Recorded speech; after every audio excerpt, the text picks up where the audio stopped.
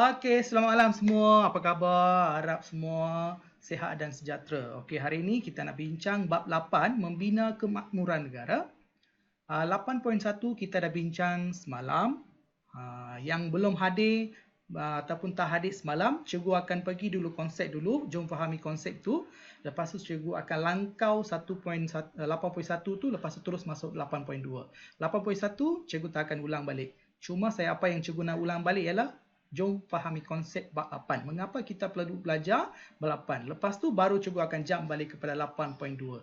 Jadi pemahaman konsep tu bagi cikgu tu sesuatu yang paling penting sekali supaya kita memahami satu bab secara keseluruhan. Kalau kita dah faham secara keseluruhan, maksudnya dia tanya macam mana pun, dia konakkan mana pun, kita boleh jawab. Okey? Itu sebenarnya. Okey. Cikgu mula ya. Jadi kita tengok dulu konsep. Okey, ini konsep dia. Jom fahami konsep. Bab 8 apa sebenarnya? Mengapa kita belajar bab 8 ni? Okey? Cikgu ulang balik. Negara kita merdeka pada 1957 dan pemimpin negara kita ataupun rakyat negara kita ingin bangun dan maju. Okey, ingin bangun dan maju. Tapi kita ada beberapa cabaran. Ada 3 jenis cabaran yang kita perlu lalui, kita perlu stabilkan. Okey, antara 3 cabaran utama ialah bagaimana kita nak stabilkan sosial, bagaimana kita nak stabilkan ekonomi, bagaimana kita nak stabilkan politik. Jadi untuk menstabilkan atau menjaga 3 bidang ini, bidang yang paling asas yang menyumbang kepada kestabilan politik dan ekonomi ialah bidang sosial ataupun cabang sosial ni. Tukar warna sikit Saat. Okey, bab 8 ni. Sosial tu paling penting sekali lah. Kita dah belajar selesai bab di 7. Kenapa? Apabila sosial dalam sesebuah negara ni tak betul, tak bagus, porak-peranda, selalu ada masalah perkauman dan sebagainya, rakyat tak bersatu padu, itu akan menyebabkan rasa tidak aman dalam negara dan itu akan memberi kesan kepada ketidakstabilan ekonomi dan politik. Jadi, faktor yang paling utama ialah kestabilan sosial dalam sesebuah negara. Kita dah belajar yang ni di dalam bab 7. Jadi, kestabilan sosial ni kerajaan berusaha untuk mengekalkan kestabilan sosial melalui beberapa cara. Itu yang kita belajar dalam bab 7. Melalui pendidikan, melalui bahasa, macam-macam dia buat. Melalui kebudayaan dan sebagainya lah. Okey, seterusnya. Jadi hari ini fokus kita hari ini ialah bab 8. Kita nak langkah pertama, kerajaan dah settle, selesai dah. Masalah sosial memang dia dah buat. Langkah-langkah tu memang dia siap. Itu mampu memanglah terbukti mengekalkan kestabilan negara sampai hari inilah. Walaupun berlaku titik hitam 13 Mei, selepas tu memang kita okey saja, tak ada masalah. Walaupun ada masalah, kita berjaya selesaikan. Okey, jadi cabaran yang kedua ialah cabaran dari segi ekonomi, ketidakseimbangan ekonomi ataupun pendapatan dalam kalangan masyarakat yang tinggal di mana, di Tanah Melayu ni ataupun di Malaysia. Orang Melayu, orang Cina, orang India berbeza. Okey, itu akan menimbulkan apa? Apabila ketidakseimbangan ekonomi itu berlaku, itu boleh menimbulkan rasa tidak puas hati. Apabila ada rasa tidak puas hati dalam kalangan masyarakat sesuatu kaum, itu boleh membantutkan integrasi antara kaum. Jadi, masalah itu perlu diselesaikan. Sebab tu kerajaan berusaha merancang ataupun mengadakan pelbagai dasar peningkatan ekonomi yang untuk meningkatkan pendapatan siapa? Untuk meningkatkan pendapatan rakyat. Jadi, usaha itu kita akan bincang dalam bidang ekonomi. Jadi, bidang ekonomi inilah fokus kita dalam bab ini. Okey? Boleh faham? Setakat ni boleh? Boleh. Boleh. Okey. Okey, cikgu tutup. Okey, bagaimana? Bagaimana kita nak stabilkan ekonomi kita ni? Macam mana? Yang pertama, perlu menghapuskan jurang ekonomi, jurang perbezaan yang terdapat dalam kalangan masyarakat. Takkan satu kaum saja kaya, takkan satu kaum saja ada peluang, pelbagai peluang perniagaan, pendapatan. Dia kena stabilkan. Jadi dia kena elakkan, hapuskan jurang yang perbezaan yang wujud. Itu yang pertama. Yang kedua ialah apabila kita dah hapuskan, kita perlu apa? Meningkatkan peluang ekonomi kepada semua kaum. Apabila semua kaum dapat peluang ekonomi, semua rasa selesa, mereka rasa gembira, jadi integrasi pun tak ada masalah. Sebab mereka tak benci. Mereka tak ada sifat angkuh ke apa ke, tak ada lah. Semua okey saja kan? Semua happy. Jadi kita pun akan berkomunikasi dengan baik. Okey? Bagaimana? Dengan melalui apa? Pelbagai rancangan ekonomi. Jadi untuk Untuk menghapuskan jurang ekonomi ini, kerajaan memberikan peluang ekonomi dan mengadakan atau menawarkan pelbagai rancangan ekonomi dan tawaran peluang perniagaan kepada semua kaum. Jadi apabila tawaran ini berlaku, rancangan ini diadakan, peluang ekonomi diberi, maka kerajaan berjaya menghapuskan jurang ekonomi. Apabila jurang ekonomi ini dihapuskan, semua rakyat ini mendapat pendapatan yang baik, yang adil, yang saksama, semua happy. Kita nak bersembang dengan orang lain pun, kaum lain pun kita rasa senang hati. Jadi integrasi itu wujud. Apabila integrasi wujud, kita dapat dekati dengan mereka, memahami mereka secara mendalam dan kita dapat mewujudkan interaksi kaum. Akhirnya perpaduan dapat diwujudkan. Apabila perpaduan wujud, perpaduan itu akan memberi kestabilan kepada keadaan sosial negara dan itu akan menyumbang kepada kestabilan ekonomi dan politik. Apabila tiga-tiga bidang ini dah jadi stable, maka itu akan memudahkan pemimpin negara kita, kerajaan negara kita untuk membangunkan negara kita. Sekiranya sosial tak stabil, ekonomi tak stabil, itu ada banyak masalah. Mereka terpaksa menumpukan perhatian kepada masalah itulah, tak dapat bangunkan negara. Itulah sebabnya kerajaan stabilkan sosial. Kita dah belajar bab 7, sekarang dia nak stabilkan ekonomi. Bagaimana dia stabilkan ekonomi? Dia memberikan banyak peluang ekonomi, cuba meningkatkan pendapatan rakyat. Sekarang kita tengok konseptual secara mendalam. Tutup ini, impaknya dia dah buat banyak cadangan apa semua. Jadi apa yang akan berlaku? Jadi apabila banyak rancangan, banyak peluang diberikan kepada rakyat, mewujudkan peluang-peluang perniagaan, peluang-peluang pekerjaan kepada rakyat, itu akan mengurangkan apa? Itu akan mengurangkan ketidakseimbangan sosioekonomi dalam semua kaum, dapat meningkatkan sosioekonomi semua kaum, meningkatkan pendapatan rakyat berasa syukur dan gembira, perasaan tidak puas hati terhadap kaum lain dapat dikurangkan dan dielakkan. Apabila benda ini dapat kita elakkan, integrasi kaum akan berlaku, integrasi kaum ini akan mengedarkan hubungan kaum yang baik dapat mewujudkan perpaduan, akhirnya benda ini akan memberi kestabilan sosial, politik, ekonomi kepada sesebuah negara kita. Apabila ketiga-tiga bidang ini okey, negara kita mampu maju dengan pantas tanpa sebarang masalah. Tanpa sebarang masalah. Jadi apabila negara kita stabil, apa yang akan berlaku? Pelaburan asing akan berlaku. Aktiviti perniagaan, perdagangan dalam negara akan berlaku. Dapat dijalankan tanpa sebarang masalah.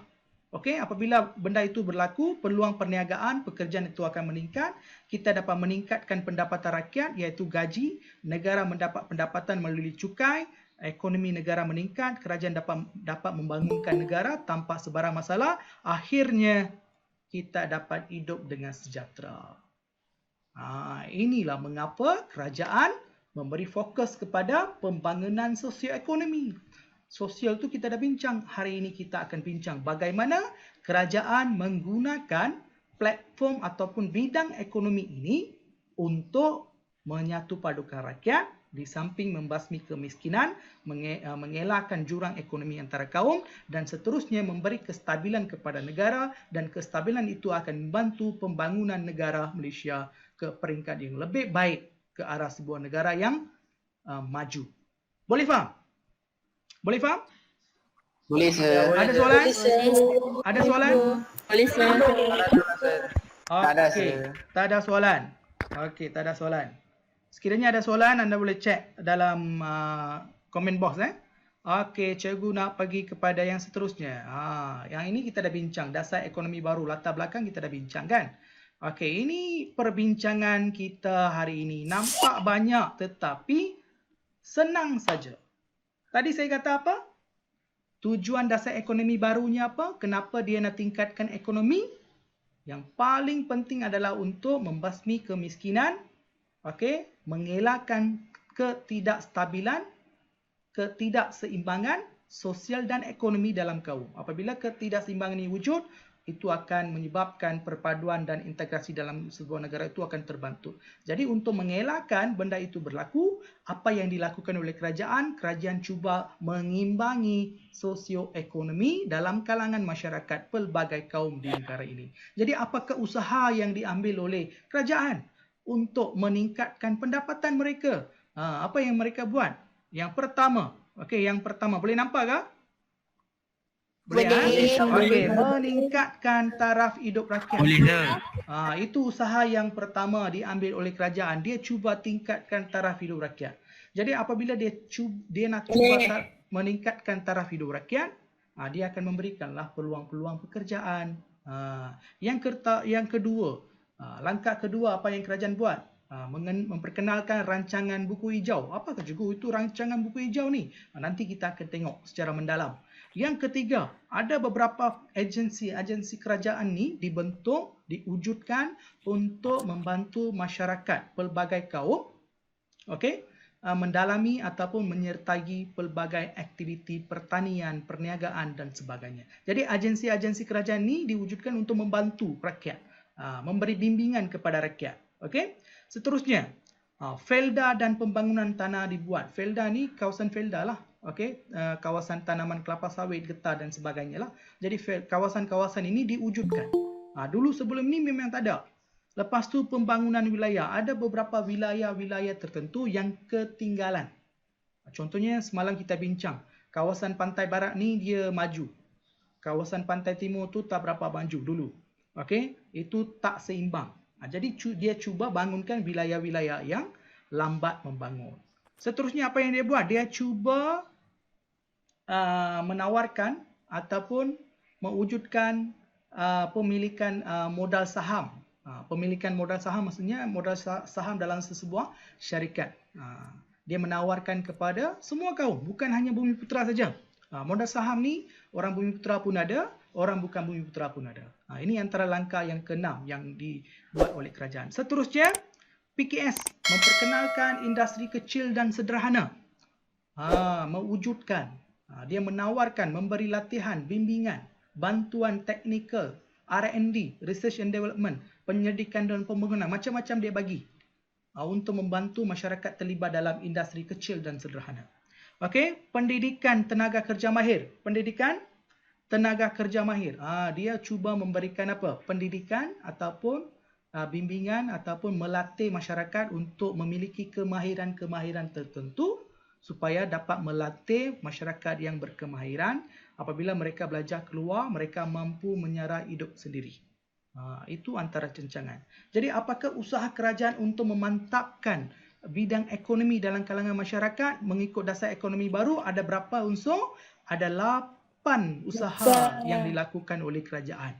Yang pertama, meningkatkan taraf hidup rakyat. Yang kedua, melalui rancangan buku hijau. Yang ketiga, peranan agensi kerajaan. Yang keempat, felda dan pembangunan tanah. Yang kelima, pembangunan wilayah. Yang keenam, pemilikan modal saham. Yang ketujuh, pengenalan IKS. Yang ke-8, pendidikan tenaga mahir. Jadi inilah antara usaha yang diambil oleh kerajaan. Sekarang kita dah tahu apakah usaha kerajaan yang dia buat. Tapi penerangan secara mendalam kita tak tahu. Jadi usaha ini untuk apa? Ada 2 saja. Satu, dia nak meningkatkan pendapatan rakyat, meningkatkan ekonomi rakyat, semua kaum, memastikan keadilan, kesamarataan bidang perniagaan dalam semua kaum. Dengan menggunakan benda ini, dia cuba mengeratkan perpaduan dalam negara. Perpaduan antara kaum. Itu tujuan asas mengapa dasar ekonomi baru ini diwujudkan. Jelas? Adakah anda jelas?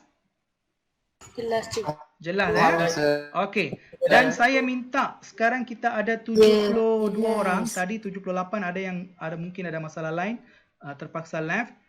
Saya minta jangan left dulu. Benda ini penting kelas ini ataupun apa yang kita bincang ini terlalu tajuk yang paling penting sekali untuk kamu. Cuba bersama dengan saya apabila saya sampai kita bincang 8 usaha ini. Tak banyak, sikit saja. Jadi, saya mohon anda bersama dengan saya. Sekiranya ada soalan, tak faham, anda boleh tanya, buka mic, saya akan ulang balik. Tak ada masalah. Tak ada masalah. Langkah yang pertama, meningkatkan taraf hidup rakyat. Bagaimana? Kita tengok bagaimana. Jadi dia kerajaan nak meningkatkan taraf hidup rakyat. Rakyat yang tinggal di mana? Tinggal di bandar dan orang yang tinggal di luar bandar. Jadi apa yang dia buat untuk rakyat yang tinggal di luar bandar? Bagaimana kerajaan meningkatkan taraf hidup rakyat yang tinggal di luar bandar? Apakah usaha yang diambil? Apakah program-program yang ditawarkan kepada mereka? Ini yang kita kena faham. Okey? Jadi di luar bandar, usaha melalui gerakan koperasi. Mereka, kerajaan cuba mewujudkan koperasi-koperasi kepada masyarakat luar bandar sebagai usaha meningkatkan taraf hidup masyarakat. Antara program yang dicadangkan, yang diwujudkan oleh kerajaan, apa dia? Okey, penerokaan tanah baru. Mungkin luar bandar ni mereka ada tanah tapi mereka tak teroka, menjadi hutan saja. Ataupun jadi semak samun saja. Jadi apabila benda itu diusahakan, itu akan memberi pulangan yang baik.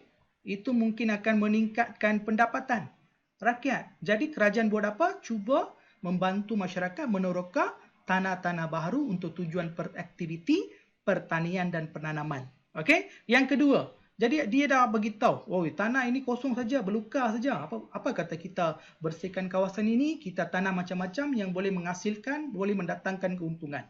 Cukupkah setakat itu? Tak. Apa yang kerajaan buat? Dia cuba bantu dari segi apa?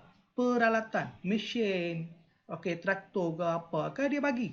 Okey? Lepas tu dia bagi juga khidmat nasihat. Dia bagi bimbingan macam mana tanaman. Macam mana kena buat, berapa lama kena tunggu. Baja apa yang kita kena gunakan. Teknik tanaman apa yang kita harus buat. Semua dia bagi. Lepas tu dia bagi subsidi. Maksudnya bantuan lah. Benih dan baja. Sebab dua-dua perkara ini paling penting lah. Benih yang berkualiti penting. Lepas tu baja. Ini mahal kan? Baja mahal. Benih pun mahal. Jadi kerajaan bagi apa? Subsidi. Subsidi contohnya dia bagi diskaun lah. Katakan benih itu RM10. Anda boleh belilah RM5 ataupun RM6. Jadi 30% tu RM3, RM4 itu kerajaan tanggung. Itu antara usaha-usaha yang dilakukan oleh kerajaan, bantuan yang diberikan oleh kerajaan. Seterusnya kemudahan kredit, maksudnya bantuan dari segi modal. Dia bagi pinjaman. Mengapa dia harus bagi pinjaman? Sebab pinjaman ini diberikan supaya mereka dapat membeli peralatan tambahan, okey, dan baja tambahan ataupun benih yang lain ataupun banyak. Okey, ataupun kemudahan kredit ini juga diberikan untuk supaya mereka dapat menanggung masalah-masalah lain lah. Okey. Seterusnya dari segi pemasaran. Sekarang rakyat luar bandar sudah ada tanah, mereka dah tanam, okey, hasil sudah banyak. Macam mana mereka nak jual? Takkan jual dekat kampung saja. Tak boleh kan? Jadi kerajaan bantu mereka memasarkan, jual dekat tempat lain. Jadi kerajaan akan ambil benda itu, dia cuba jual kepada orang lain. Dia membantu dari segi pemasaran. Dia cuba bantu jual, dia cuba bimbing bagaimana, di mana, dekat mana mereka boleh jual. Dia bimbing. Packagingnya macam mana, nak hantar bila, macam mana nak jaga hasil. Itu semua dia buat. Lepas tu, Pusat Khidmat Kemajuan Peladang. Jadi ini antara usaha-usaha ataupun program-program yang dilakukan oleh kerajaan kepada masyarakat luar bandar. Sebab masyarakat luar bandar pada ketika itu, mereka, kalau kita tengok, mereka memang ketinggalan dari segi apa? Teknologi. Cara penanaman tradisional masih lagi ikut. Kalau tradisional, kita tak dapatlah hasil keluaran yang banyak. Jadi apabila kita pergi kepada cara penanaman yang lebih moden, itu akan menjanjikan pengeluaran yang banyak, dan pengeluaran banyak ini akan mendatangkan pendapatan yang banyak. Itu akan menguntungkan, itu akan meningkatkan taraf hidup rakyat di mana? Di luar bandar. Jadi apakah usaha yang dilakukan oleh kerajaan? Dia cuba meningkatkan taraf hidup rakyat di luar bandar melalui pelbagai gerakan koperasi dengan menekankan, membimbing mereka, masyarakat di sana untuk menggunakan tanah terbiar. Jadi mereka gunakan tanah-tanah yang ada di mana? Di kawasan luar bandar. Okey, yang ini jelas? Boleh tak? Jelas? Jelas. Okey, kalau ada soalan boleh tanya. Kalau tak faham boleh tanya. Faham, sir. Okey, itu dekat luar bandar. Dekat bandar, apa yang dia buat? Kerajaan buat. Dia buat dua benda. Dia menyediakan, dia memajukan. Dia majukan apa? Dia sediakan apa? Dia majukan apa? Dia sediakan apa? Ingat keyword dua ni. Sebab tagline ini meningkatkan taraf hidup rakyat boleh keluar dalam soalan esei ataupun struktur. Confirm boleh keluar.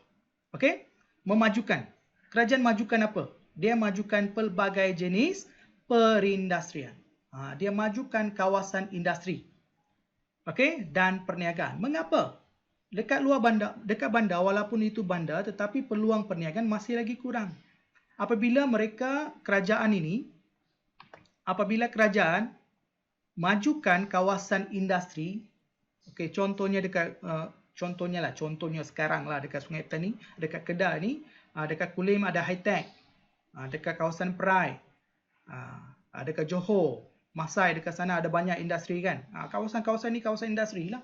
Apabila wujud banyak kawasan industri dengan adanya pelaburan asing masuk, sebab negara kita dah stabil dari segi apa?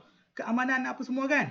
Jadi itu akan menarik pelaburan asing. Jadi kilang banyak dibuka, maka peluang perniagaan, peluang pekerjaan akan wujud. Itu akan menjanjikan memberikan pendapatan kepada rakyat. Rakyat puas hati, itu akan membawa ke arah integrasi kaum. Itulah tujuan. Okey, itu tujuan utama. Jadi bandar mereka memajukan apa? Pelbagai jenis industri dan juga bidang perniagaan. Okey. Seterusnya, menyediakan. Menyediakan apa? Tadi pun kita tengok kan dia menyediakan pelbagai benda kan. Sekarang kita tengok apa? Jadi dia menyediakan, dia dah memajukan kawasan industri dan perniagaan. Sekarang dia memajukan apa? Kemudahan asas. Apakah kemudahan asas itu? Infrastruktur seperti jaringan jalan raya itu penting. Kawasan kediaman, elektrik, kemudahan air, kemudahan pengangkutan. Itu semua dia sediakan. Okey? Pendidikan, bekalan air elektrik, jalan raya, bantuan beasiswa, buku teks percuma, makanan taman kepada kanak-kanak, dan program rumah murah. Dulu kan satu taman ni, masa saya masih lagi dalam tingkatan 1 dan sebagainya, 90-an, satu rumah kos rendah, harganya RM25,000 saja. Dan harga rumah sekarang itu hampir-hampir RM100,000 lebih sekarang. Bayangkan. Jadi dulu kerajaan membuka kawasan baru, kawasan perumahan baru. Itulah yang tadi semalam kita bincang hijrah kan. Kawasan hijrah tu mengapa? Sebab dia nak susun semula masyarakat. Dia susun semula masyarakat. Jadi masyarakat semua tinggal dalam kawasan perindustrian, satu taman. Dalam satu taman itu ada pelbagai kaum, itu akan mewujudkan interaksi kaum. Di samping itu, kawasan industri yang bersebelahan itu akan memberikan peluang pekerjaan kepada mereka. Jadi dua-dua aspek ini akan apa? Meningkatkan taraf hidup mereka di samping mengeratkan perpaduan dalam kalangan masyarakat. Boleh faham benda ni? Boleh faham? Boleh. Boleh ya? Boleh, sir. Okey, saya akan pergi satu-satu. Jangan risau. Saya akan jelaskan sejelas-jelasnya. Tadi ada seorang pelajar, dia mesej saya, dia kata apa? Dia faham sebab saya pergi satu-satu. Saya akan pergi satu-satu. Jangan risau. Saya takkan jump. Okey, meningkatkan taraf hidup rakyat ada berapa? Ada berapa? Ada 2. Luar bandar dan juga bandar. Dekat luar bandar dia buat apa?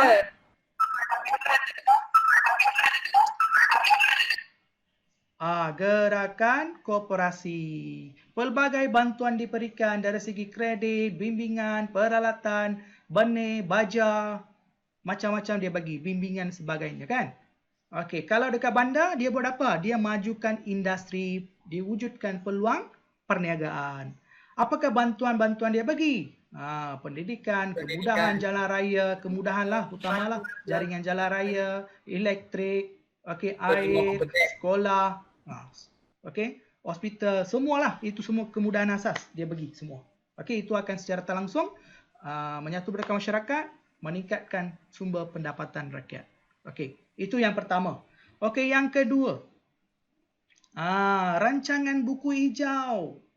Apakah maksud buku hijau ni? Apa maksud buku hijau? Ada yang dah belajar kat sekolah kan? Boleh respon Sat? Boleh respon kat saya? Boleh respon tak dekat saya? Apa maksud rancangan buku hijau? Kat rumah dulu, kampung kan dekat taman, ada banyak kawasan-kawasan tanah terbiar kan? Sebelah rumah, belakang rumah. Kan? Kosong kan? Sebenarnya tanah-tanah itu kerajaan minta buat apa? Gunakan tanah itu minta tanam sayur-sayuran. Yang kita perlu tu, masyarakat perlu tu dia boleh ambil, yang selebihnya mereka boleh jual. Dengan kaedah itu diharapkan dapat meningkatkan sumber pendapatan tambahan kepada masyarakat. Itulah tujuan utama. Okey, itulah tujuan. Konsepnya macam tu menumpukan penggunaan tanah di sebelah rumah, belakang rumah. Okey, macam tu. Matlamat. Matlamatnya apa buku hijau? Semuanya dia meningkatkan pendapatan. Dalam konsep semua ni, akhir-akhir sekali dia akan pergi juga meningkatkan pendapatan rakyat. Menambah pendapatan rakyat. Meningkatkan pengeluaran bahan makanan. Tadi kan dia bagi bantuan makanan. Sekarang ada tanah, kita tanam. Jadi makanan itu ada dekat situlah, rakyat dapat makanan. Lebihnya dia boleh jual, dia boleh jana pendapatan. Itu tujuan asas. Okey? Dan meningkatkan pengeluaran bahan makanan dan cukup untuk keperluan negara. Jadi sebab pada awalnya kita kekurangan bahan makanan sebab pertanian skala besar kita jarang buat. Selepas dasar ekonomi baru dilancarkan, barulah ada banyak usaha dilakukan untuk melakukan aktiviti pertanian dalam skala yang besar dengan adanya bantuan-bantuan tertentu daripada kerajaan. Itulah sebab utama. Jadi sementara kita memajukan kawasan pertanian ni secara skala besar, jadi kerajaan mencadangkan rakyat memulakan rancangan buku hijau ini supaya itu dapat menampung bekalan makanan kepada mereka di samping menjana pendapatan tambahan kepada rakyat, maka dengan itu mereka dapat hidup ataupun menyarat keluarga mereka. Okey, menumpukan penggunaan tanah. Okey, yang kedua, sekejap. Okey, menumpukan penggunaan tanah. Jadi macam mana penggunaan tanah ni? Tanaman jangka pendek sebab kawasan dia sikit. Okey, perkebunan berkelompok. Halaman rumah dekat kampung, contohnya penternakan, pemasaran baik, projek kecil yang lain. Dia minta kita buat kecil-kecil menggunakan tanah yang kita ada, sedia ada di belakang rumah, tepi rumah. Okey, dekat taman tu mungkin ada kawasan ataupun dekat kampung tu ada kawasan yang tak diguna, terbiar, berluka, kita bersihkan kawasan itu, kita tanam makanan. Jadi itu akan memastikan bekalan makanan di samping meningkatkan pendapatan kepada masyarakat.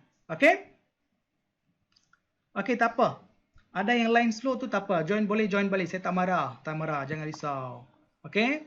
Yang ni okey? Boleh? Boleh faham? Okey, saya boleh faham. Okey, saya sarankan kepada murid-murid, pelajar-pelajar yang ada dalam Meet ini supaya ikut dia punya flow. Ikut dia punya flow. Itu akan memudahkan kamu senang faham.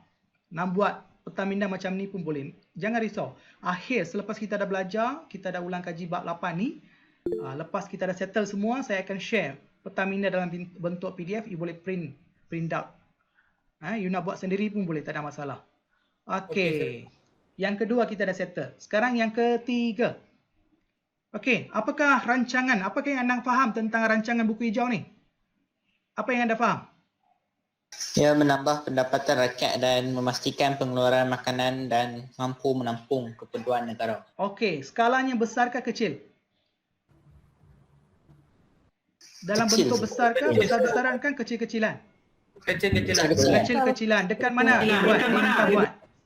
Dekat sebelah Halaman rumah, tepi rumah dekat kampung dan sebagainya lah. Okey? Itu kerajaan tak bagi bantuan apalah sebab dia buat kecil-kecilan kan? Okey, sekarang kita tengok.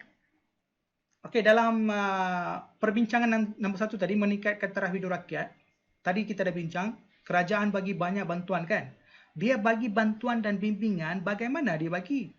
Siapa yang datang bagi? Melalui saluran apa dia bagi?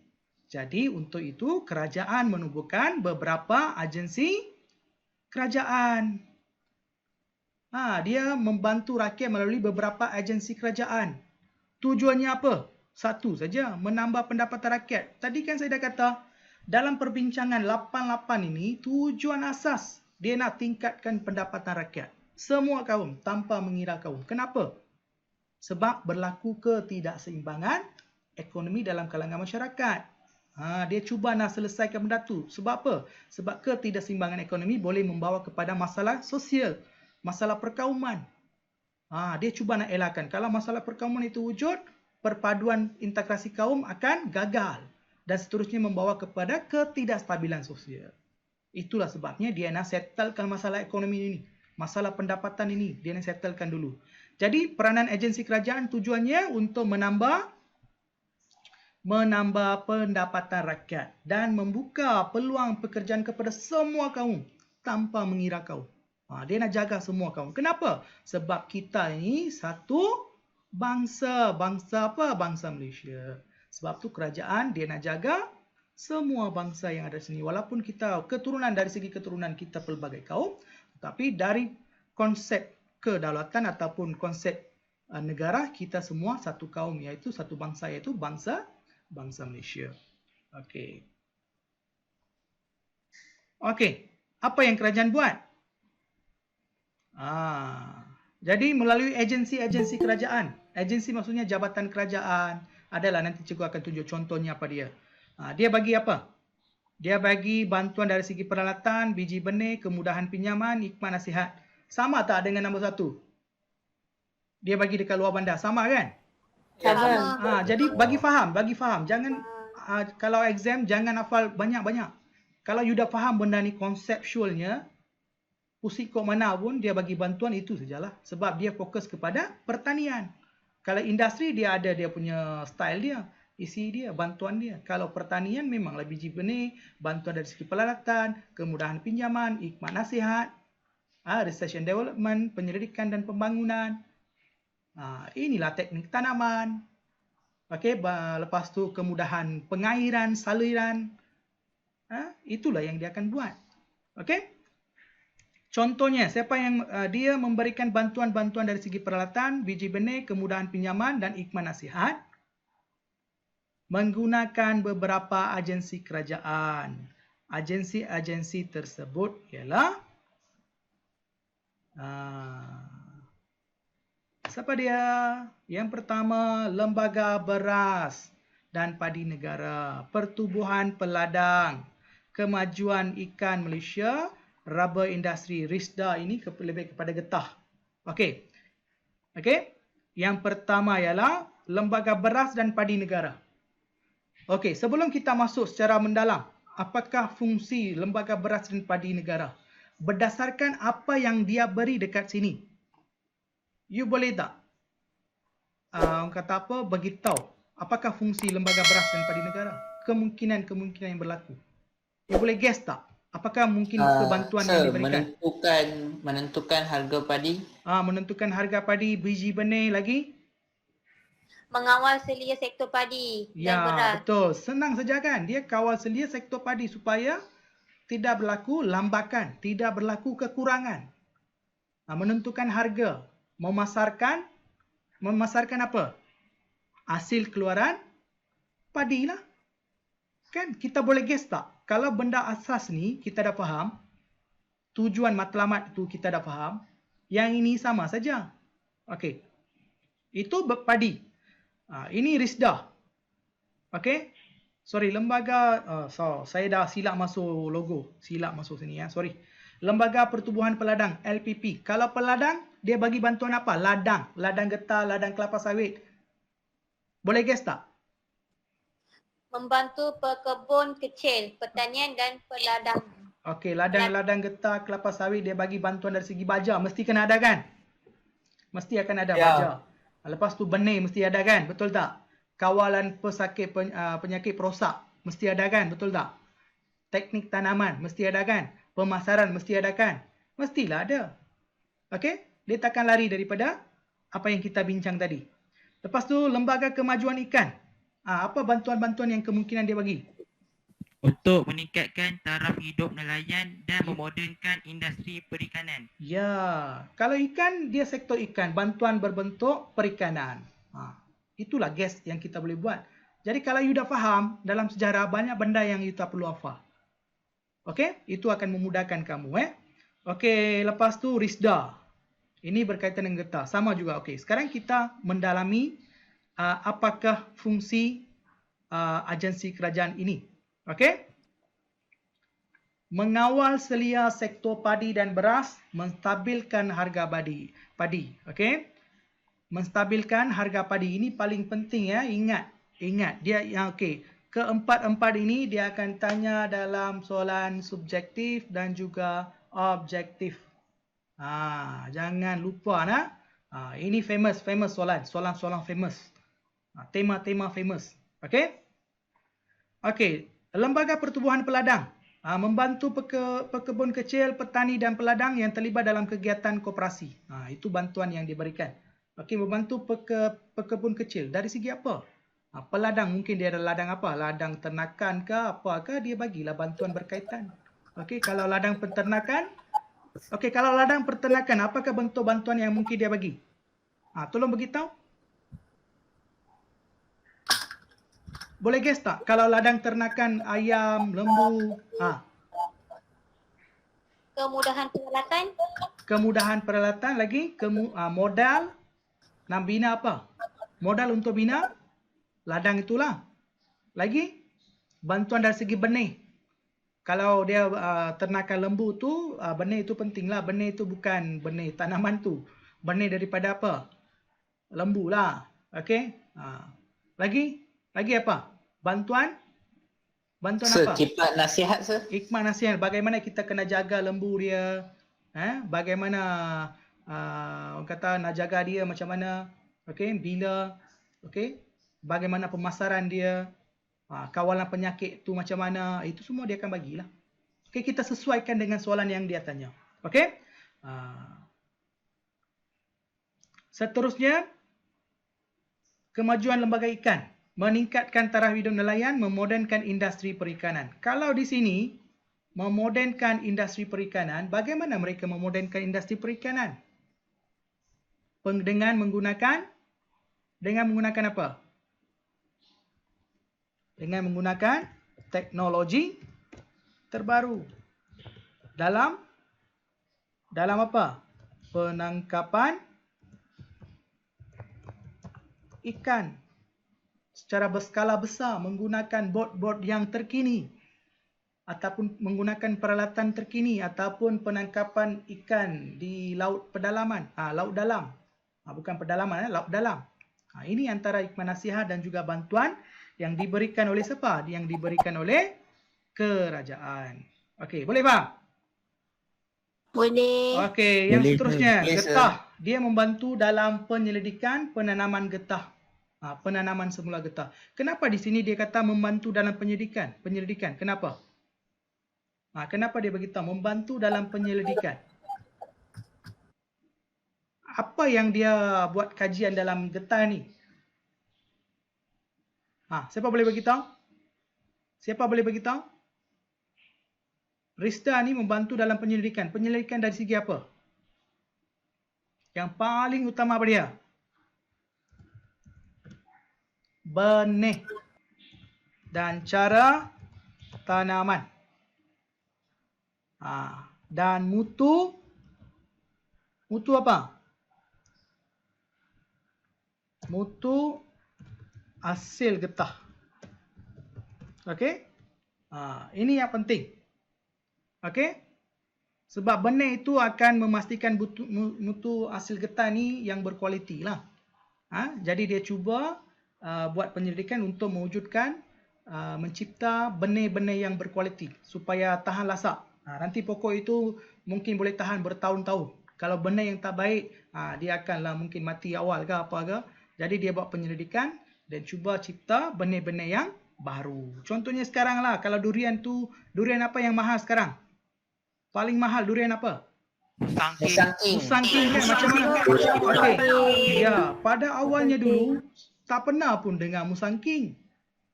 Durian ganja setahu saya ada pernah dengar lah, tapi sekarang macam-macam durian. Macam mana boleh wujud macam-macam durian ni? Sebab mereka buat banyak penyelidikan melalui kacukan-kacukan. Itu yang menyebabkan hasil buah ni, bijinya begitu berkualiti. Itu mengapa boleh wujud macam tu? Adalah beberapa agensi kerajaan ataupun persendirian mereka buat penyelidikan dari segi benihnya supaya untuk meningkatkan kualiti isi dia. Itu yang menyebabkan sekarang lambakan durian. Sama juga dengan getah, sama juga dengan ladang lah, sama juga dengan padi. Padi pun sama juga. Benih dia ada macam-macam jenis, you kena pasti. Ada macam-macam jenis benih. Jadi usaha itu dilakukan oleh agensi-agensi kerajaan berkaitan dengan aktiviti perniagaan yang dilakukan. Kalau beras tu bernas lah. Okey, peladang, ladang ternakan, macam-macam ladang kan. Ladang tu berkaitan dengan tu agensi kerajaan ni pertubuhan peladang. Lepas tu lembaga kemajuan ikan berkaitan dengan perikanan. Okey, RISDA ni berkaitan dengan getah. Dekat sini pun kita dah tahu itu melibatkan semua kaum. Contohnya, kalau berdasarkan 1, 2, 3 dan 4. Lembaga Beras dan Padi Negara melibatkan kaum mana? Boleh bagi tahu tak? Melibatkan kaum Melayu. Okey, majoritinya kaum Melayu. Orang India jarang-jarang. Orang Cina ada. Memang ada. Kalau peladang, 3 kaum tu adalah. Okey? Kalau ikan, majoritinya Bumi Putra. Majoritinya Bumi Putra. Orang India ada. Kalau dekat pulau, dekat Perak tu pulau apa Pangkor. Memang Indian ada. Chinese pun ada. Melayu pun ada. Tapi majoritinya orang Melayu. Okey, kalau RISDA, getah. Orang India. Tapi bukan semua orang India yang memiliki ladang. Itulah. Okey, rubber ni selalunya dimiliki oleh orang Cina juga. Okey, orang Cina. Banyak orang Cina. Okey, jadi ini melibatkan secara tak langsung kalau kita kaji betul-betul, usaha-usaha ini, agensi-agensi ini bukan hanya bertumpu kepada satu kaum, sebenarnya kerajaan berlaku adil, memberikan segala bantuan melalui pelbagai agensi kerajaan kepada semua kaum. Itu akan memastikan keadilan dan kesamarataan sosial ekonomi ini dapat meningkat secara adil dan saksama. Okey? Boleh faham? Boleh. Boleh, sir. Boleh, Yakin boleh? Boleh. Faham. Okey, cikgu kecilkan yang ni. Jadi kita dah bincang 3 sub ataupun 3 faktor. Okey. Cikgu kecilkan. Okey, kita dah pergi sekarang kepada Felda 4. Jangan risau, nampak banyak tapi benda ni senang. Okey, sekarang kita bincang tentang Felda dan pembangunan tanah. Kenapa Felda dan pembangunan tanah? Sebab pada ketika itu, semasa ketika ataupun sebelum dasar ekonomi baru, banyak tanah. Kita ni ada banyak tanah. Sekiranya diusahakan dengan betul, potensi untuk meningkatkan pendapatan rakyat tu banyak. Jadi kerajaan ni dia nampak potensi tu, peluang itu dia nampak. Jadi apa yang dia buat? Dia cuba gunakan ataupun cuba yakinkan rakyat untuk menggunakan tanah-tanah baru. Membangunkan tanah-tanah baru. Jadi untuk itu kerajaan telah menubuhkan apa? Felda. Felda ada, Felkra ada, Felda dan pembangunan tanah. Jadi melalui rancangan ini, apakah kerajaan lakukan? Pembukaan tanah baru. Apa yang berlaku ialah pembukaan tanah baru. Okey, pertanian dilakukan secara teratur. Penduduk luar bandar yang miskin dipindahkan ke kawasan Felda. Kawasan Felda ni sekarang semua orang dah tahu dah kawasan Felda maksudnya satu kawasan kelompok masyarakat tinggal ni. Mereka berpecah-pecah tinggal dalam pedalaman, tinggal mungkin dalam satu rumah tapi jauh mendalam. Tapi sekarang mereka ini semua dikumpulkan, ditempatkan satu tempat. Tempat itulah disebut sebagai kawasan Felda. Perumahan tu kerajaan memang binalah. Okey? Dan mereka ini kawasan lepas mereka dah kumpulkan mereka di satu kawasan yang dipanggil sebagai kawasan Felda, kawasan perumahan Felda, mereka diberi tanah seluas 10 ekar. Untuk apa? Untuk diusahakan. Diberi kawasan tanah seluas 10 ekar dan mereka ini kan Felda ni saya tak pasti betul ke silap tapi ini cerita dia lah. Mereka dah bagi 10 ekar, dia ada sekian-sekian tahun. Contohnya, untuk 50 tahun, 40 tahun, 30 tahun. Apa yang perlu mereka buat? Mereka perlu usahakan tanah itu dan sekiranya mereka dapat pendapatan sebulan 2,000. Mungkin 50% tu diberikan kepada kerajaan. 10% tu mereka ambil. Tanah itu milik siapa? Tanah itu masih lagi milik kerajaan. Tapi apabila selepas 30 tahun itu tamat, tanah itu akan menjadi milik siapa? Milik rakyat. Penduduk. Pengusaha Felda. Itu akan menjadi milik pengusaha Felda. Selepas itu tanah mereka, hasil itu 100% mereka boleh ambil. Tapi hasilnya mereka perlu jual dekat Felda. Tapi untungkah tak untung? Untungkah tak untung? Itu menguntungkan kerana segala bantuan itu diberikan oleh kerajaan. Pemasaran itu dilakukan oleh kerajaan, harga itu ditetapkan oleh kerajaan. Jadi dulunya masyarakat tinggal secara bersendirian dalam kawasan luar bandar, dalam kampung dan sebagainya. Sekarang mereka sudah ada satu rumah kediaman yang dibina ataupun dibantu oleh kerajaan dan diberikan seluas tanah 10 ekar untuk diusahakan. Mereka mendapat pendapatan selama 30 tahun. Selepas 30 tahun, tanah itu menjadi milik mereka. Dan ada satu benda dekat Jengkar sana. Saya rasa tak silap saya dekat Jengkar. Kawasan itu memang dah maju, lepas tu kerajaan nak ambil alih tanah itu. Memanglah itu tanah itu dah jadi milik masyarakat Felda. Tapi kerajaan nak gunakan tanah itu. Jadi kerajaan beli balik tanah itu menggunakan jutaan ringgit. Daripada siapa? Masyarakat Felda. Jadi dulunya mereka ni miskin, orang yang miskin, tapi sekarang selepas 30 tahun, generasi kedua mereka, generasi ketiga, masyarakat Felda ni sudah jadi jutawan instantly. Jadi jutawan. Jadi inilah antara cara bagaimana kerajaan meningkatkan pendapatan dan taraf hidup masyarakat yang tinggal di kawasan luar bandar. Best tak kerajaan buat macam ni? Best tak? Kalau ibu bapa dulu kalau katakanlah ibu bapa dulu kamu jadi pengusaha Felda, sekarang kerajaan nak beli tanah itu dengan jutaan ringgit ataupun ratusan ribu ringgit, instantly bukan ibu bapa kamu yang dapat. Kalau ibu bapa ada, okeylah. Kalau ibu bapa tak ada, waris tu, wang itu akan ditinggalkan kepada siapa? Generasi seterusnya. Jadi generasi yang dulunya, awalnya, ibu bapa nenek moyang kita memang miskin, tapi usaha yang kerajaan lakukan pada ketika itu telah membuahkan hasil dan mewujudkan masyarakat yang multimilioner. Inilah impak, inilah kesan baik apa yang dirancangkan melalui dasar ekonomi baik, melalui pembukaan kawasan Felda macam ini. Jelas tak? Boleh jelas? Jelas, sir. Jelas Okey. Dan kawasan ini melibatkan semua kaum. Dia bagi peluang kepada semua kaum lah. Orang Cina ada, orang India ada. Kalau orang India dekat, tak silap saya dekat Negeri Sembilan banyak. Okey, Negeri Sembilan tu banyak. Okey, dia melibatkan semua kaum. Okey. Seterusnya, mengapa? Sebenarnya benda tu saya dah bincang dah dekat sini. Saya dah bincang. Okey, saya dah bincang. Saya dah cerita habis. Untuk apa? Tanaman kelapa sawit, tanaman getah dan membina rumah kediaman. Jadi dekat Felda ni getah pun ada, kelapa sawit pun ada. Okey, kemudahan apa dia bagi? Dekat situ, dekat Felda tu ada apa? Klinik, sekolah, pengangkutan, koperasi Felda. Koperasi Felda. Klinik, sekolah, pengangkutan, koperasi Felda. Kalau you nak mudah ingat satu keyword saja, infrastruktur. Apa maksud infrastruktur? Pelbagai kemudahan asas. Okey, sekolah, klinik, air, api, jalan raya, semua ada di situ. Jadi apabila semua duit ada, pendapatan ada, pekerjaan ada, rumah ada, infrastruktur ada, rakyat maju tak?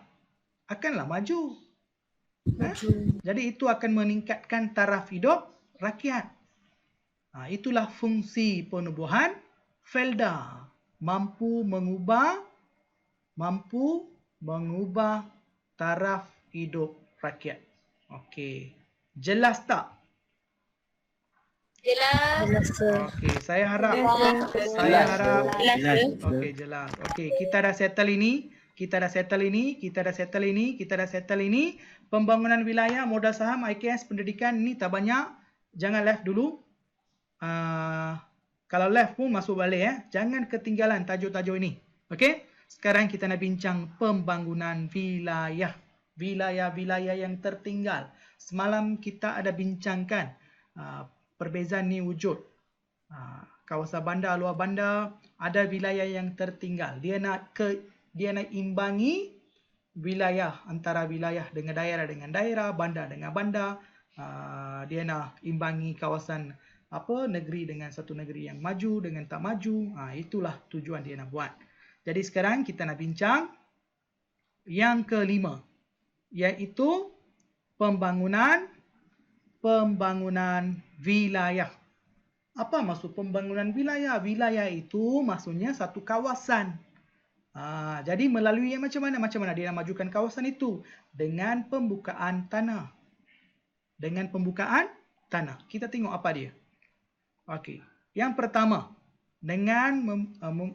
kalau kita nak majukan satu wilayah, perlulah ada aktiviti ekonomi di situ yang mantap.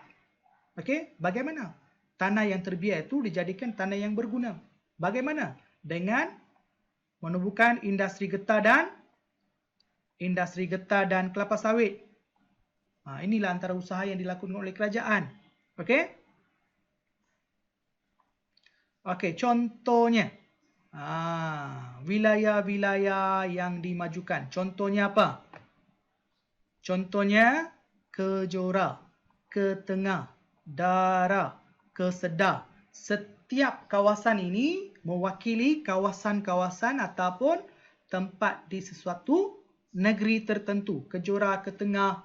Okey, Ketengah ni saya tak silap saya Terengganu kot. Dara itu Terengganu. Ketengah saya tak pasti lepas tu Kesedah tu Kelantan. You tengok. Cikgu, Ya.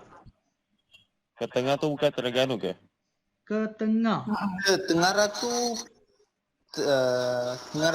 Johor punya. Yang Terengganu. Okey, Dara tu semak balik. Mungkin saya tersilap di kat sini. Daerah tu Pahang. Ketengah tu Pahang Dara tu Pahang Ya. Okey. Darah Pahang. Okey, tak apa, saya note kat sini. Faham. Cikgu, terima kasih cikgu. Kejap Dara ni Pahang Ya, cikgu. Okey, saya tilap. Okey, Pahang, Ketengah itu Terengganu. Terengganu. Okey. Kesedah, Kelantan. Kejora itu macam mana? Johor. Belakang tu ada Johor. Kesedah itu ini yang Kesedah ni Kelantan lah.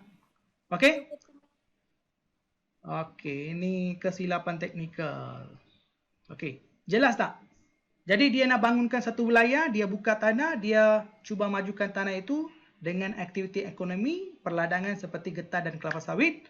Jadi ada beberapa kawasan yang dia pilih, contohnya ataupun negeri yang dipilih, Johor, Terengganu, okey, Kelantan. Adalah tempat-tempat macam ni. Kenapa dia pilih, dia tak fokus kepada kawasan-kawasan pantai barat? Kenapa? Sebab kawasan-kawasan pantai barat kebanyakannya dah membangun. Sudah ada kawasan industri. Masyarakatnya sudah mempunyai pendapatan yang stabil. Bukan 100% tapi adalah. Tapi masyarakat yang tinggal sebelah apa? Sebelah pantai timur ni, mereka masih lagi ketinggalan. Jadi adalah satu menjadi kewajipan supaya kerajaan membangunkan wilayah-wilayah berikut menggunakan beberapa usaha melalui penubuhan kawasan pembangunan wilayah. Okey? Jadi siapa yang bertanggungjawab? UDA. Okey? Pembangunan industri Mereka ni yang agensi kerajaan UDA inilah yang memberi ataupun diberi tugas untuk membangunkan wilayah-wilayah tersebut. Jadi apakah fungsi mereka? Fungsi mereka adalah pembangunan industri dan juga kawasan bandar baharu. Okey? Yang ni jelas tak? Jelas. Jelas okey. Jelas. Okey, tanaman berkelompok pertama. Jadi untuk memajukan tempat-tempat ini, mereka bukan hanya menumpukan kepada satu kaum saja. Kerajaan masih lagi dengan penuh prihatin membuka peluang pembangunan tanah ini dengan melibatkan pelbagai kaum. Jadi soalan saya, walaupun kawasan ini bertumpu di kawasan timur ataupun pantai timur, mengapa kerajaan masih lagi nak sangat pelbagai kaum ini mengambil bahagian dalam pembangunan wilayah ini? Kenapa? Ada cadangan tak? Kenapa? Boleh beritahu? Hello, hi. Kenapa? Menyebabkan integrasi antara Ya, sama juga. Satu, dia nak pastikan melalui aktiviti pembangunan ini diharapkan masyarakat ini dapat bekerjasama antara satu sama lain. Apabila menjalankan aktiviti ini mereka bekerjasama, apabila kerjasama ini wujud antara mereka, maka integrasi akan berlaku, perpaduan ini dapat dipupuk. Itu tujuan asas. Okey, contohnya dekat mana? Dekat Pahang. Semua kaum terlibat. Kerja, you tengok bagaimana dia integrasikan hubungan kaum. Dengan apabila mereka nak bina rumah, kerja pembinaan rumah dan penanaman getah ini dilakukan secara bergotong royong. Jadi, dia nak bangunkan satu kawasan, wilayah, tapi berkhususnya fokus kepada Pantai Timur, tapi dia melibatkan semua dan usaha ataupun aktiviti yang dijalankan melibatkan semua kaum. Ini jelas menunjukkan bahawa dasar ekonomi baru, tujuan dan matlamat utama asalnya adalah untuk apa? Integrasi kaum dan perpaduan kaum melalui pelbagai aktiviti ekonomi. Ini yang paling penting yang you kena faham. Boleh faham? Dan Boleh. Dan pembangunan ini merupakan tanaman berkelompok yang diadakan di mana? Di Lurah Biluk di Bentong, Pahang. Boleh? Okey ya? Okey. Boleh sir.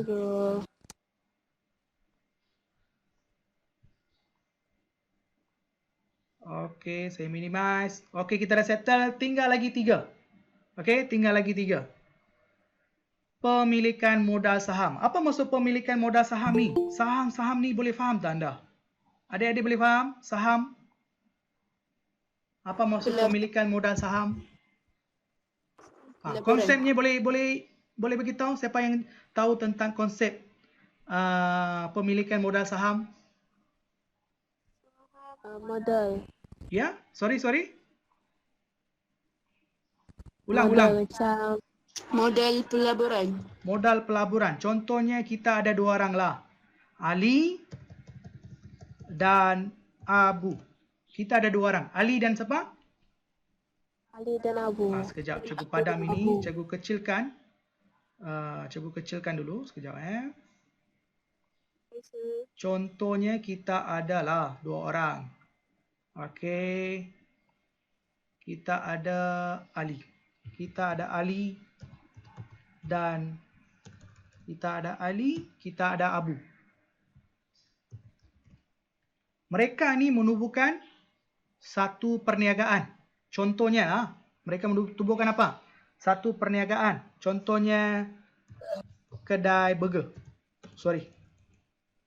Kedai apa? Kedai burger. Kedai burger. Burger suka tak orang? Suka makan burger? Kan tak suka sir. Okey, mereka ni buka kedai burger. Untuk nak buka kedai burger, mereka perlukan katakan RM2,000. Okey, 2,000 RM, mereka perlukan berapa? RM2,000. Okey? Yang ni boleh faham? Boleh sir. Kalau Boleh, sir. pelajar apa perniagaan ekonomi itu mereka faham lah. Kedai burger lah, mereka nak buka kedai burger. Jadi mesti dua-dua orang nak buka kedai burger. Jadi 2,000 itu macam mana? Abu bayar berapa? Abu keluarkan duit modal berapa? 1,000. 1,000. Tapi di sini benda lain yang berlaku. Dekat sini benda lain yang berlaku di mana Ali ini dia keluarkan sebanyak RM1,500. Manakala Abu pula keluarkan berapa? RM500 saja. Cukup 2,000 tak? Cukup tak 2,000? Cukup. Okey, selepas tu mereka dah buka kedai dan mereka pun jalankan perniagaan, betul tak? Mereka pun jalankan perniagaan. Jadi pendapatan sebulan yang mereka dapat. Okey, pendapatan sebulan yang mereka dapat berapa? Contohnya pendapatan mereka 5,000 lah katakan.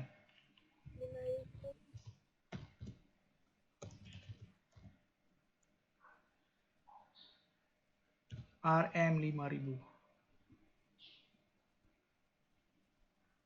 Okey, sediakan kalkulator. 5,000. Okey. Sekarang bagaimana mereka asingkan dia punya keuntungan? Bagaimana? Bagaimana mereka akan asingkan keuntungan? Duit tu bahagi dengan 2. Berdasarkan modal. Modal kan? Berdasarkan modal. Jadi siapakah yang di sini mempunyai modal yang banyak? Mengeluarkan modal yang banyak?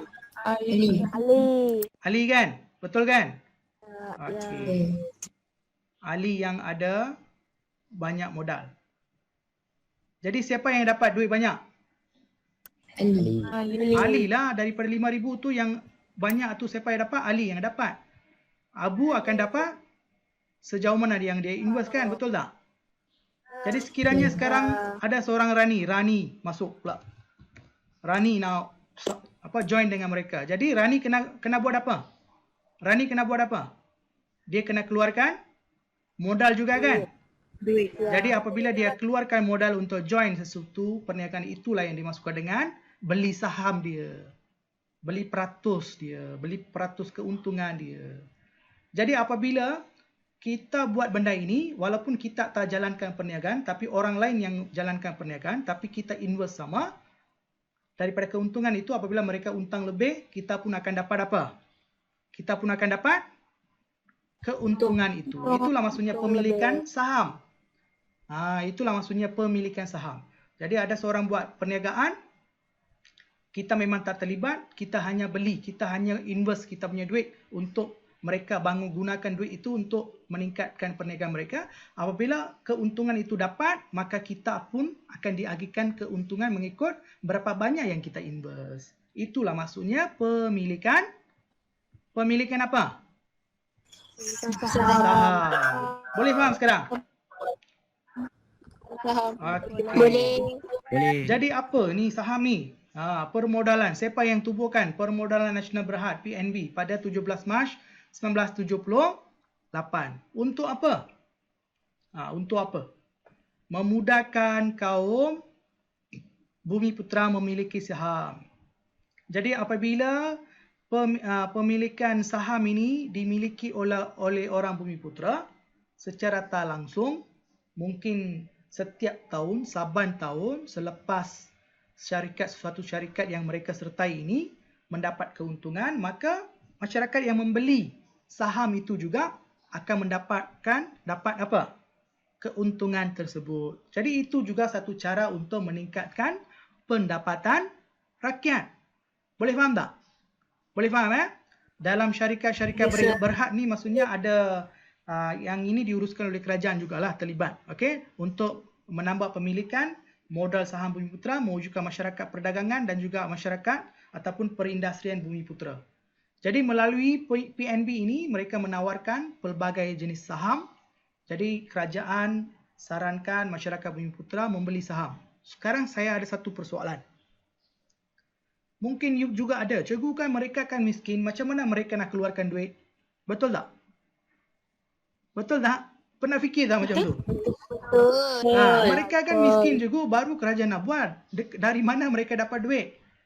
Sebenarnya kerajaan menawarkan pinjaman kepada masyarakat Bumiputera yang ingin beli saham itu. Dia pinjam, kerajaan bagi pinjaman, dia ambil pinjaman itu, duit itu dia beli balik.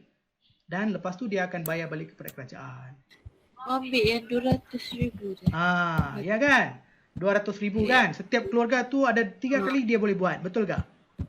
Ambil 200,000. Ya, 200,000. Ya, betul. Jadi itulah sebabnya usaha itu mampu meningkatkan taraf hidup masyarakat Bumiputera. Itu usaha yang baik. Jadi usaha kerajaan ni ataupun kerajaan selama ini okey tak? Bagus dah dia punya idea. Bagus ke tak bagus? Bagus. Baguslah, memanglah bagus. Sebab mereka ni ini menunjukkan apa? Usaha ini menunjukkan kebijaksanaan pemimpin yang menerajui negara pada ketika itu menunjukkan kebijaksanaan mereka untuk membangunkan masyarakat. Memang bijak. Memang bijak. Okey? Untuk siapa? Jadi usaha ini bukan hanya untuk orang Bumiputera saja.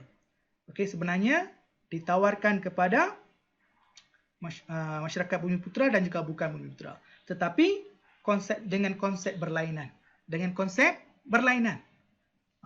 Bagaimana cikgu? Bagi golongan Bumiputera, amanah saham nasional ini diwujudkan. Amanah saham Bumiputera ini diwujudkan. Tetapi bagi masyarakat bukan Bumiputera pula, amanah saham Malaysia ditawarkan. Jadi ketiga-tiga dana ini diuruskan oleh siapa? Ketiga-tiga dana ini diuruskan oleh Permodalan Nasional Berhad. Okey. Bagaimana amanah saham ASP ini berfungsi? Begitu jugalah fungsi amanah saham Malaysia. Tapi adalah berbezaan sikit dari segi pengurusan dan juga dari segi bantuan kerajaan. Bumiputera memang ditawarkan dari segi bantuan pinjaman. Kalau amanah saham tu mungkin tidak. Okey? Okey, ada soalan tak? Yang ni boleh faham? Boleh. Jadi tujuan keseluruhan penawaran permodalan amanah saham ini untuk tujuan apa? Beli saham ni untuk apa? Untuk apa? Beli saham ni untuk apa? Beli saham Untuk memudahkan kaum. untuk meningkatkan Kerjasama. untuk meningkatkan pendapatan tambahan. Kenapa saya sebut tambahan? Sebab mereka telah pun terlibat dalam aktiviti pertanian, pekerjaan. Ini tambahan. Dia tambah lagi. You beli saham syarikat ni. Kalau syarikat ni memang untung banyak, 90%, 100%, 200%, 300% dia untung, kita pun akan dapatlah keuntungan mengikut berapa banyak yang kita invest. Boleh faham? Boleh ya? Boleh. Okey, ini secara simple kita kena buat satu kesimpulan. Okey, cikgu minimize. Okey, yang seterusnya ialah pengenalan IKS. Kerajaan mewujudkan apa? IKS maksudnya industri kecil dan sederhana. Industri kecil dan sederhana. Apakah konsep IKS? Yang ini paling penting ya. Konsep IKS ni penting. Ingat. Kita nak tengok konsep dia, tujuan dia, contoh dia, bantuan dan kesan. Kesan dia sama saja, meningkatkan taraf hidup masyarakat Bumiputera. Meningkatkan taraf hidup masyarakat terlibat dengan bidang perniagaan, perdagangan dan perindustrian. Okey, apakah maksud konsep IKS? Kalau IKS saja, ini dia konsep dia. Mereka terlibat dalam pembuatan apa? Barangan, modal yang kecil, ini penting ya. Tenaga kerja yang tidak ramai. Maksudnya, tak ramai maksudnya bawah 500. Dia tak lebih daripada 500. Okey, dia tak lebih daripada 500 orang. Okey, rakyat diberi peluang mengusahakan industri desa dan IKS. Jadi, IKS ini bertumpu di kawasan-kawasan mungkin luar bandar. Di kawasan-kawasan luar bandar lah IKS. Contohnya sekarang kalau pembuatan keropok leko, pernah dengar? Makan kan? Yang Terengganu, Kelantan tu memang sedap kan? Betul tak? Ya. Betul tak? Kan itu semua IKS lah. Barang-barang kraft tangan, barang-barang yang berkaitan dengan ikan, budu ke. Siapa pernah makan budu? Orang Kelantan, Terengganu, memang suka makan kan? Betul tak? Betul. Kenapa cikgu tahu? Dulu masa cikgu belajar kat Universiti Melaya, memanglah saya kawan dengan budak Melayu banyak. Memanglah satu meja lah makan. Dewan makan tu memang makan dekat satu meja lah. Kawan rapat semua. Sebab saya jabatan sejarah. Memang kawan semua, majoriti India dalam 2-3 orang. Selebihnya memang orang Melayu lah. Dan majoriti mereka daripada pantai timur. Okey, pantai timur. Sebab tu cikgu tahu. Sebab tu kata pendidikan itu boleh menyatupadukan rakyat. Sebab saya boleh kenal budaya mereka.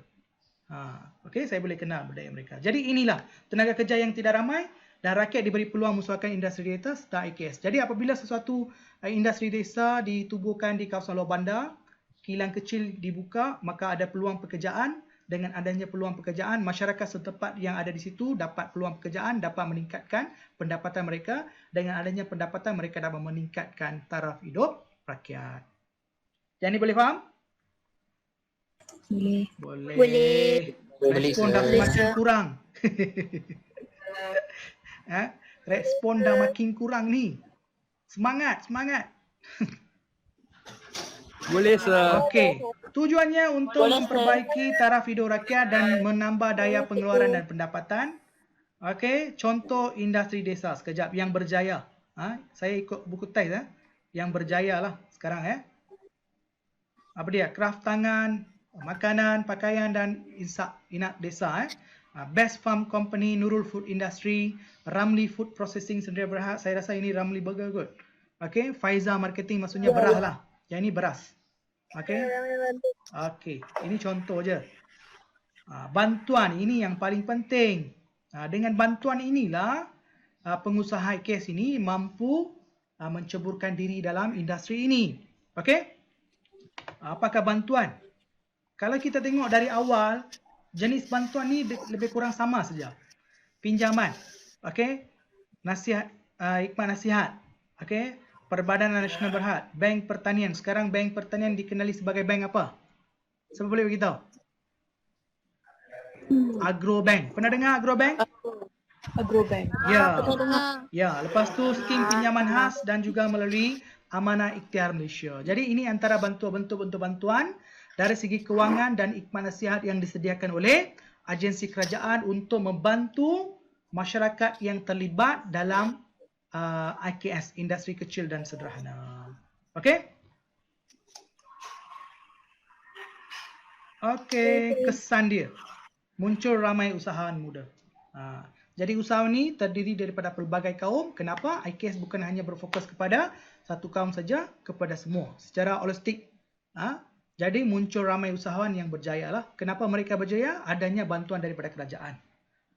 Adanya bantuan daripada kerajaan, dan apabila ramai usahawan muda ni muncul, mereka juga akan membuka lagi banyak IKS baru, dan lagi banyak apabila mereka buka, lagi banyaklah peluang pekerjaan yang disediakan oleh mereka. Lagi banyaklah masyarakat yang mendapat manfaat.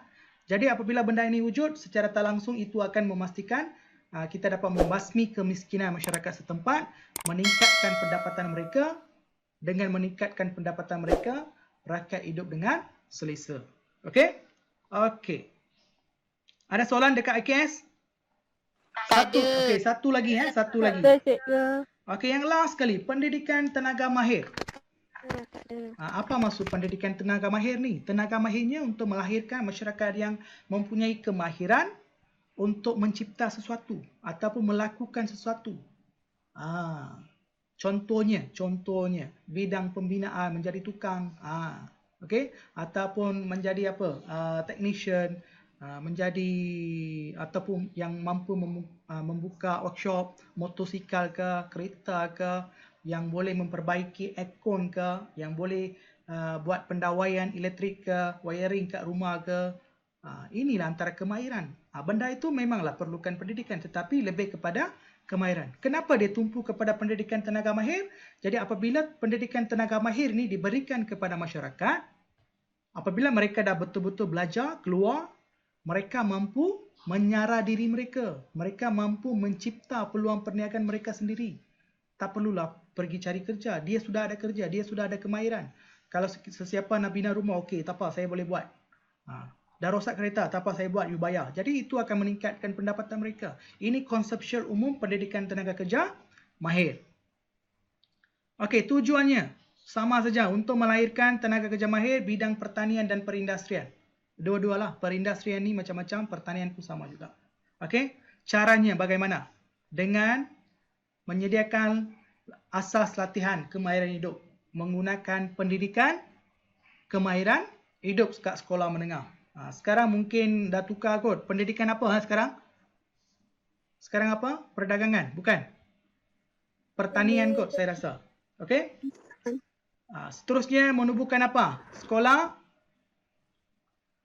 teknik, sekolah vocational, maktab perguruan teknik dan politeknik, Universiti Teknologi Malaysia, Universiti dan Institut Teknologi Mara.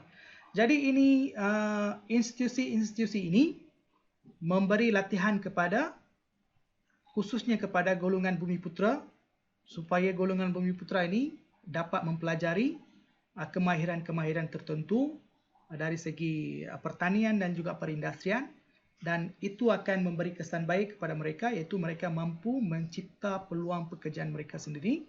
Selepas itu akan meningkatkan pendapatan mereka, pendapatan akan meningkatkan taraf hidup mereka, taraf hidup meningkat, semua rasa selesa, hidup selesa, makmur. Okey?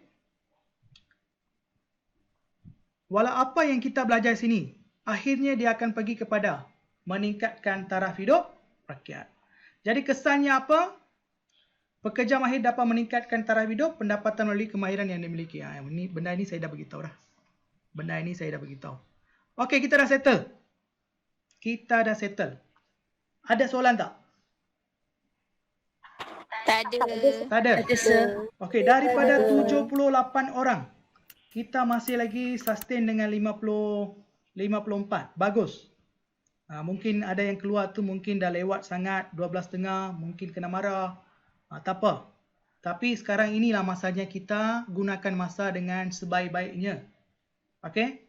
Okey. Jangan keluar 54 orang, cikgu nak bagi satu tips kepada kamu. Tips apa pengurusan masa. Siapa nak?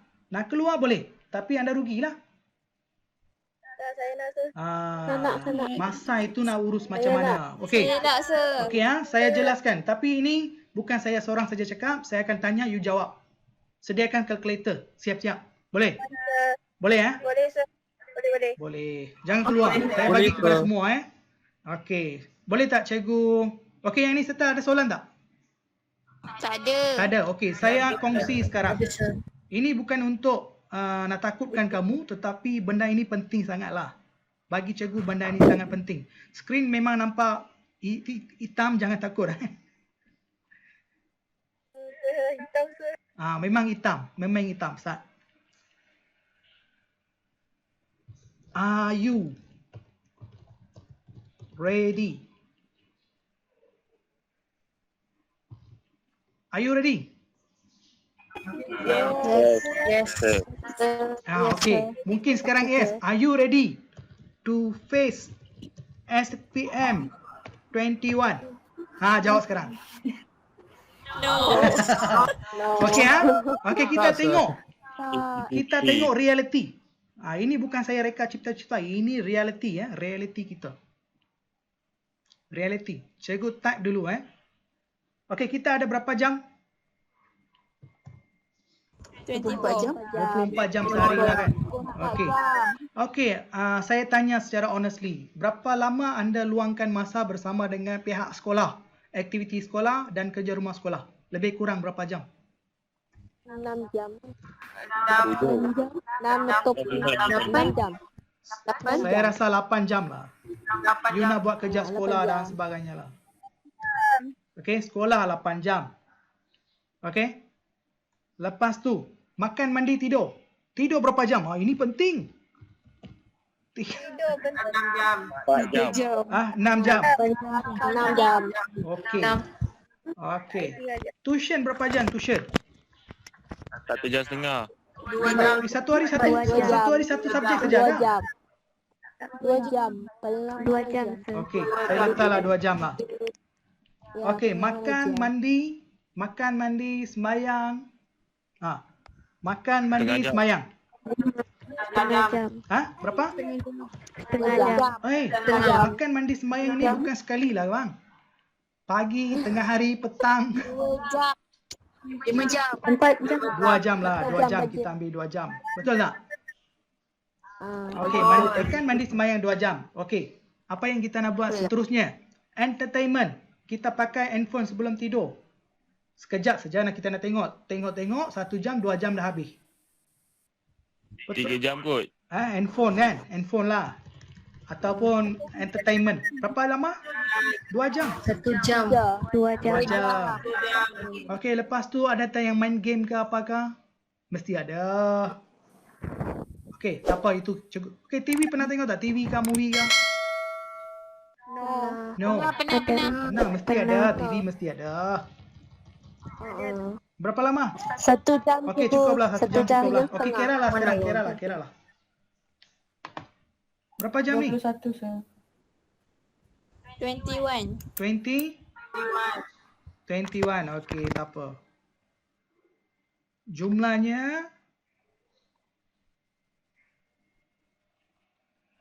21 jam. Kita ada 24 jam. Jadi tinggal berapa jam? 3 jam. Okey. 3 jam. Jadi kita tolaklah minus. Okey, kita minus. Jadi kita tinggal hijau. Wih, besar sangat. 3 jam, betul? Sepatutnya saya letak 24 ke atas lah. Tak apalah, terbalik kita buat. 3 jam kan? Okey, berapa bulan lagi yang kita ada untuk phase SPM? Katakan bulan 3 ni, bulan 3 jangan kira. Kira sampai bulan 2. Sekarang kita dari bulan 8, tak apalah saya kira bulan 8 lah. 8, 9, 10, 11, 12, 1, 2. Kita ada lagi 7 bulan, betul tak? Betul tak? Ya, sir. Betul. Bulan 3 jangan kira nak. Bulan 3 jangan kira. Tak boleh kira. Tak aci. Okey, berapa lama? 7 bulan. Ya. Yes. Okey, 7 bulan. Kali 3 jam. Kali 3 jam. Okey, berapa? 21. Okey, sorry. 7 bulan ni kita kena kali dulu 30 hari. Tak apalah. Februari ke apa kita? Berapa? 210. 210 10 apa? 10 hari kan? Betul tak? Betul. Okey, sekarang 210 hari ini kita bahagi dengan 24. Berapa? Sorry? 10.5. 10.5. Betul lah, betul lah. 8.75. 8.75. Kenapa ni macam-macam? Sir, 8.75. Sorry, 24. 24 bahagi 210. Sorry. 24 bahagi 210. Berapa sekarang? 8.75. 8 point? Tolong type, saya tak berapa dengar. 8.7 hari lah. Betul tak? Betul tak? Okey, sekarang kita ada 8.7. Jadi sekarang 8.7 kali dengan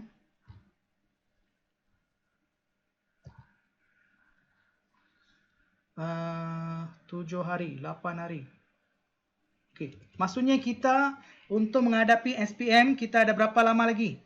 Kita ada berapa masa untuk ulang kaji SPM? Berapa hari lagi? Anda hanya tinggal 8.7 Hari. 7 hari. Bukannya 7 bulan. Jangan bagi takut. Bukan saya nak takutkan, ini realiti kan? Ini realiti, betul tak? Adakah salah saya buat macam ni? You tengok. Sebab benda-benda yang ada dekat sini ni, sebenarnya kita memanglah kat sekolah you memanglah belajar, tapi soalan saya, ada tak kamu ulang kaji? Ulang kaji dengan kamu buat kerja sekolah, hadiri kelas tuition, hadiri kelas PDPA, itu tak sama. Itu kamu belajar. Apa maksud ulang kaji? You belajar, tengok balik apa yang kamu belajar di tuition, tengok balik apa yang kamu belajar di sekolah. Itu masuk ulang kaji. Jangan anggap apabila kamu hadiri sekolah, PDPA, masuk tuition tu kamu memanglah belajar, tapi ada tak kamu buat ulang kaji? Tak. Ulang kaji tu lain. Ulang kaji bermaksud kamu belajar, kamu tengok balik, review balik, buat keputusan balik, buat nota balik. Pernah tak buat macam tu? Jadi tak pernah kan? Jadi kamu hanya satu hari, kamu ada hanya 3 jam. Dan 3 jam ini kamu kena gunakan 3 jam ini untuk menghadapi ataupun ulang kaji. Sebab 3 jam ni memang bersih lah. You tak gunakan untuk hal-hal lain kan? Memang bersih yang you ada. Curi masa tu kan? Masa inilah yang kamu gunakan untuk 10 subjek. You pandai-pandai lah. Bahagi 3 jam tu 10. 10 jam, bukan 10 subjek saja. 10 subjek, setiap subjek ada 2 paper. ataupun 2 tingkatan. Tingkatan 4 dan tingkatan 5. Cukup ke? 3 jam ni cukup ke? Tepuk dada, tanya selera.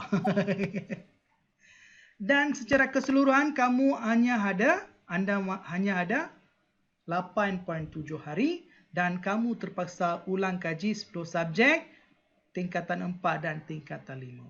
Ada tak anda bersedia untuk menghadapi Phase 2 SPM 2021? Hanya tak banyak masa, anda hanya ada 8.7 hari secara bersih. Ini salah satu cara bagaimana kita boleh lihat balik dekat mana yang kita ada. Kita ada dekat level mana? Apa yang kita sedang buat? Apa yang kita dah ketinggalan? You kena setiap hari buat checklist macam ni. Are you ready to face SPM? Tak. Kenapa? Sebab anda, bagi saya lah, batch yang kesian. Batch kesian. Kenapa batch kesian? PDPR semua. Form 4 PDPR. Form 5 PDPR. Dan terpaksa menghadapi silibus baru. Jadi memanglah kesian lah orang. Memanglah kesian. Jadi walaupun keadaan macam ni, apa yang anda boleh buat? Saya bagi cadangan. Apa yang adik-adik boleh buat? Buang ini. Buang ini. Okey? Kurangkan dekat sini. Ini okey.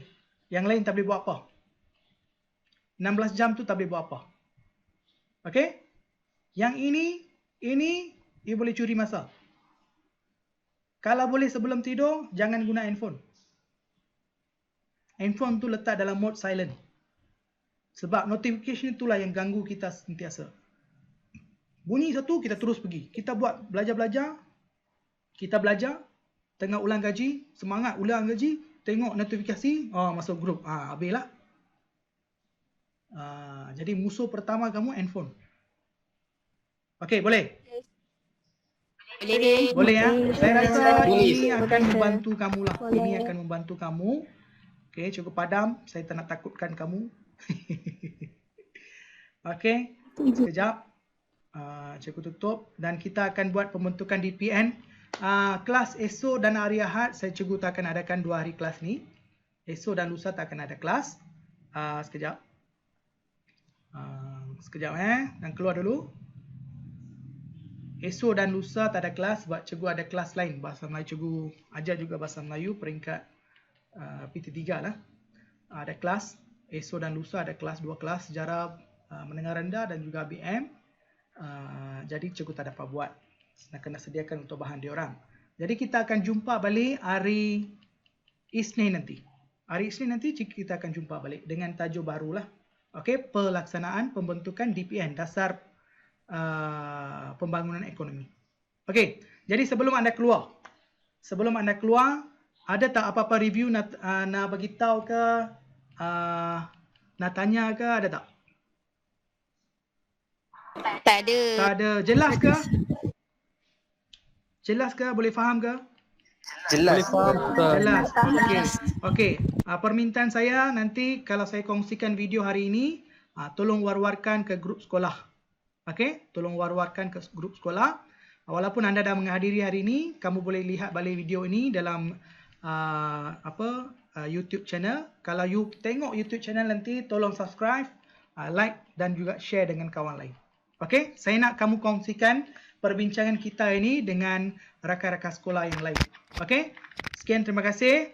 Semoga apa yang kita bincangkan ini membantu kamu. Doakan banyak, buat sentiasa sebelum tidur tu buatlah orang kata apa, buat doa. Okey? Harapkan dapat membantu kamu. Ingat, pengurusan masa itu penting, kamu tak cukup masa. Memang hanya ada 8.7 hari saja. Sekian, terima kasih. Kita jumpa lagi hari Isnin. Bye bye. Take care. Thank you.